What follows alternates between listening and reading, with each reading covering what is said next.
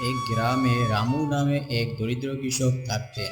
তিনি ছিলেন অনন্ত সরল এবং সবাইকে সাহায্য করতেন। কিন্তু এত পরিশ্রম করেও তার পরিবারের পক্ষে টিকে থাকা কঠিন ছিল। রামুর স্ত্রী ভাগ্যবান ও তার বাড়িতে ছিলেন। আমি দিনরাত এত পরিশ্রম করি, তবু আমার কেবল শুকনো খাবারই খাই। তোমার জন্য ভালো খাবার থাকা উচিত। কিন্তু তুমি কি মনে করো যে আমাদের কাছে এত টাকা থাকবে যে আমরা ভালো খাবার খেতে পারবো এবং আরামদায়ক জীবনযাপন করতে পারবো? তুমি এত হতাশ কেন? তুমি সততা এবং কঠোর পরিশ্রমের সাথে তোমার কাজ চালিয়ে যাও। ঈশ্বর অবশ্যই আমাদের পুরস্কৃত করবেন এবং সবকিছু সঠিক সময়ে আসে। তুমি কখনোই কারো ক্ষতি করনি, বরং যে তোমার কাছে সাহায্য চায় তাকে তুমি অবিলম্বে সাহায্য করো। বিনিময়ে তোমাকে অবশ্যই ভালো ফল দেবে। এভাবে কথা বলে রামুকে সান্ত্বনা দিত ভাগ্যবান। রামুর বড় ভাই মধুশ্যাম এই গ্রামেই থাকত। বাবার মৃত্যুর পর দুই ভাই অর্ধেক জমি নিয়েছিল। মধুশ্যাম একজন চতুর ব্যক্তি ছিল। কৌশলে ভালো উর্বর জমি নিয়ে অকেজো জমি রামুকে দিয়েছিল। মধুশ্যাম তার জমি থেকে উৎপন্ন ফসল থেকে ভালো লাভ পেত, কিন্তু সে কখনো তার ছোট ভাইকে সাহায্য করে না। এত সত্ত্বেও রামু এই নিয়ে কোনো অভিযোগ করেনি। রামু তার খেতে পরিশ্রম করতে থাকত। ভাগ্যবান, আমি খেতে যাচ্ছি। আজ সারাদিন সেখানেই থাকবো। সন্ধ্যা কাজ শেষ হবে। তুমি নিজের যত্ন নিও। সময় মতো খাবার খেও, ঠিক আছে? কিন্তু তুমি কি বাড়িতে আসবে না?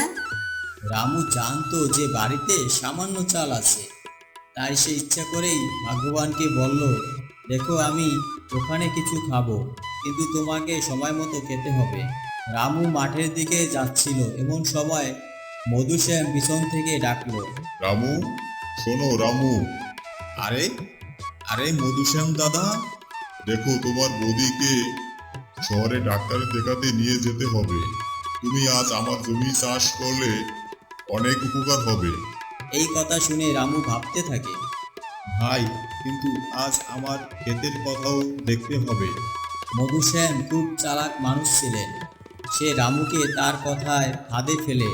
আরে ভাই, আজ আমার ক্ষেত লাঙ্গল দেওয়া খুব জরুরি, আর তোমার বৌদিকে শহরে ডাক্তারের কাছে নিয়ে যাওয়া খুব জরুরি। এই কাজটা যদি এত জরুরি না হতো তাহলে তোমাকে বলতাম না, কিন্তু তুমি ছাড়া আর কে আছে?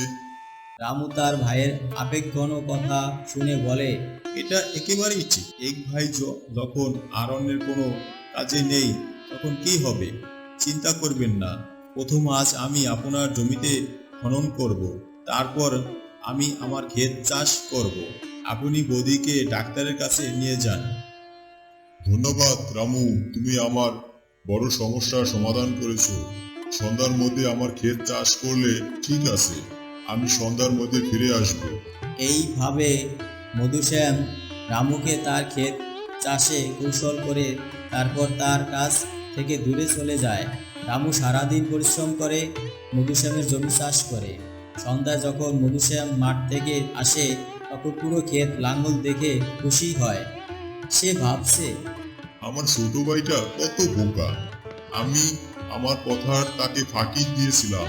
সেই বোকাটি তার সমস্ত কাজ ছেড়ে আমার জমি চাষ করে। আমার কাজ শেষ, হা হা হা হা হা। মধুশ্যাম রামুকে বলে, আরে ভাই, তোমাকে অনেক ধন্যবাদ। তুমি পুরো জমি চাষ করেছো। আহ, আরে বাহ, আগামীকাল আমি সহজে তাতে বীজ রোপণ করতে পারবো। কি রকম ধন্যবাদ ভাই? আমার বড় ভাইকে সাহায্য করা আমার কর্তব্য। এইভাবে ক্লান্ত রামু তার বাড়িতে গিয়ে ফিরে আসে। তুমি হাত মুখ ধুয়ে আগে খাবার খাও, তোমাকে খুব ক্লান্ত লাগছে। রামু মনে মনে ভাবে, আমার জন্য কোনো খাবার অবশিষ্ট থাকার কথা না। যদি কিছু অবশিষ্ট থাকে, তাহলে সে হয়তো কিছুই খায়নি। তুমি এই খাবারটা খাও, আমার একটুও খিদে নেই। কি হয়েছে, তোমার খিদে নেই কেন?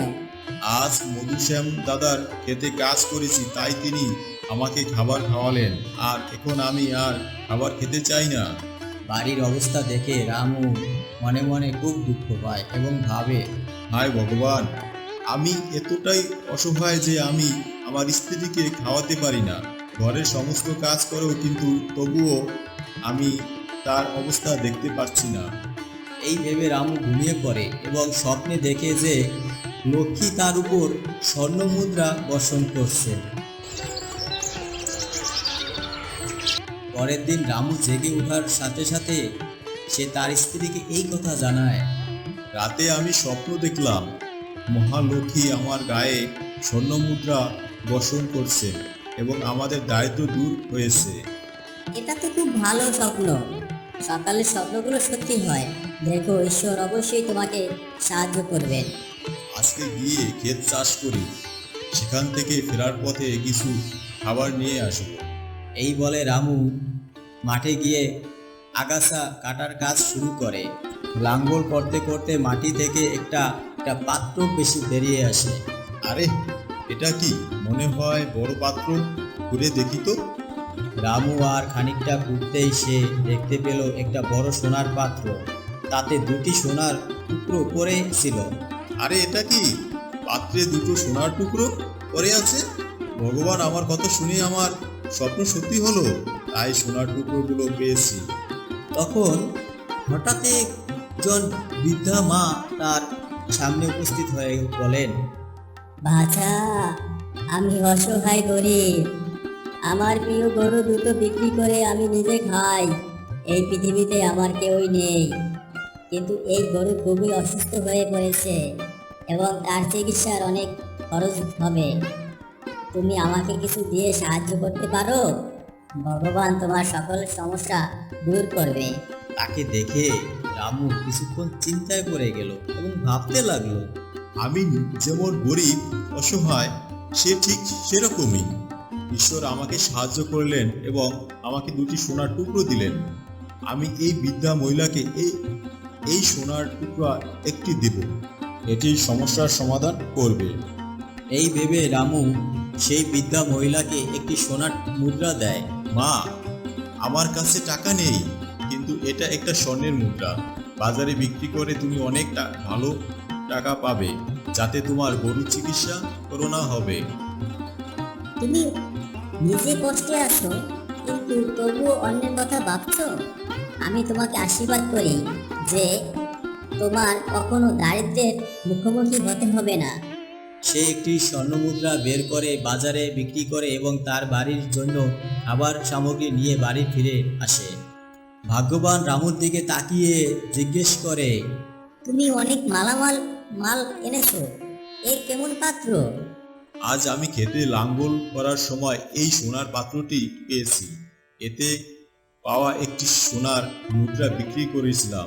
এর সাহায্যে আমি অনেক টাকা পেয়েছি, যার সাহায্যে আমি সমস্ত খাদ্য সামগ্রী নিয়ে এসেছি। রামু আর ভাগ্যবান সেদিন রাতে পেট ভরে খেয়ে নিশ্চিন্তে ঘুমিয়েছিল।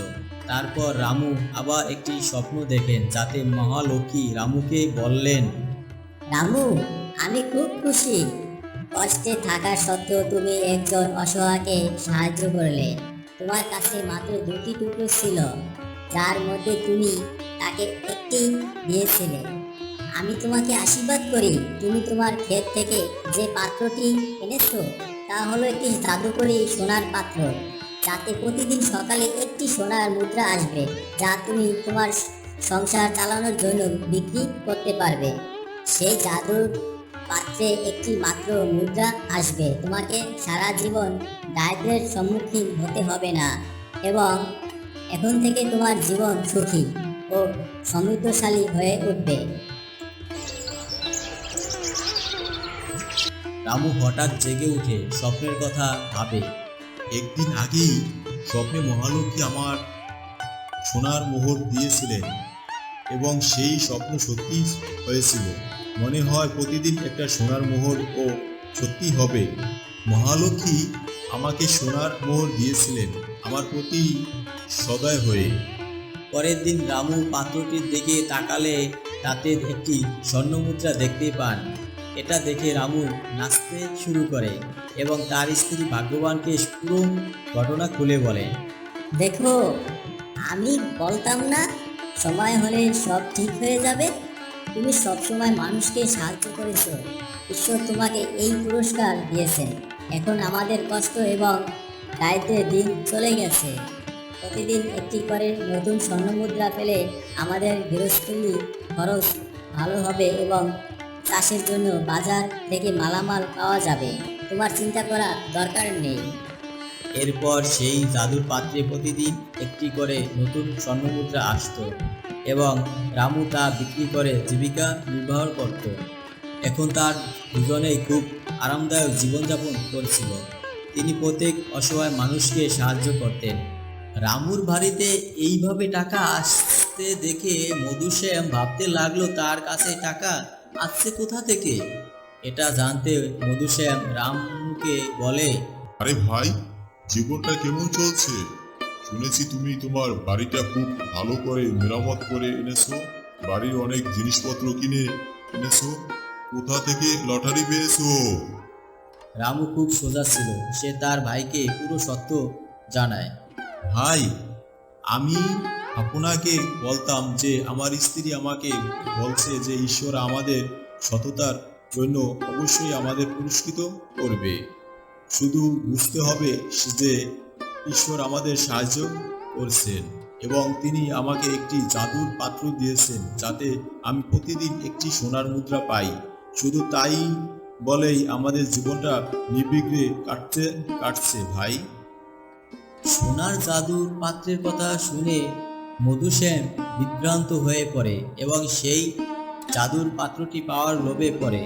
সেদিন সুযোগ দেখে রামু ঘরে ঢুকে পড়ে।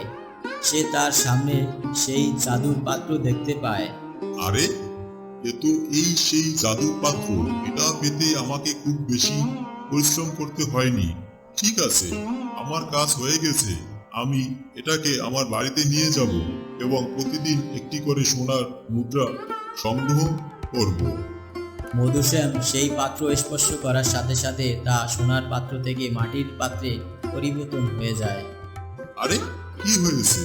রামু তো বলেছিল এটা একটা জাদুর পাত্র, কিন্তু ছোঁয়াতেই এটা মাটির পাত্র হয়ে গেল কি করে? এখন আমাকে এখান থেকে চলে যেতে হবে, অন্যথা কোনো দিন চুরি করে নিয়ে যাব। আমি একটা সুযোগ পাই। মধুশ্যাম সোনার পাত্র চুরির উদ্দেশ্যে নিয়ে দ্বিতীয়বার রামুর বাড়িতে আসে, কিন্তু সেই পাত্রটিকে আবার স্পর্শ করলে তা মাটির তৈরি হয়ে যায়। তারপর হঠাৎ রামু সেখানে আসে। আরে ভাই, তুমি এখানে কিভাবে এলে? মধুশ্যাম তাকে দেখে ভয় পেয়ে যায় এবং তাকে মিথ্যা বলে। আরে রামু ভাই, আমার মুরগি কোথায় গেছে জানি না। আমি শুধু ওকে খুঁজতে এখানে এসেছি।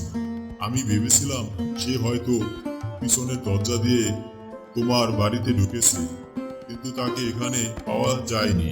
ঠিক আছে, আমি যাচ্ছি, চলে যাচ্ছি। রামু তার ভাইয়ের অনুভূতি বুঝতে পারে। রামু ঘরে ঢুকেছে সোনার পাত্র চুরি করতে, কিন্তু ওকে কিছু বলতে পারছি না।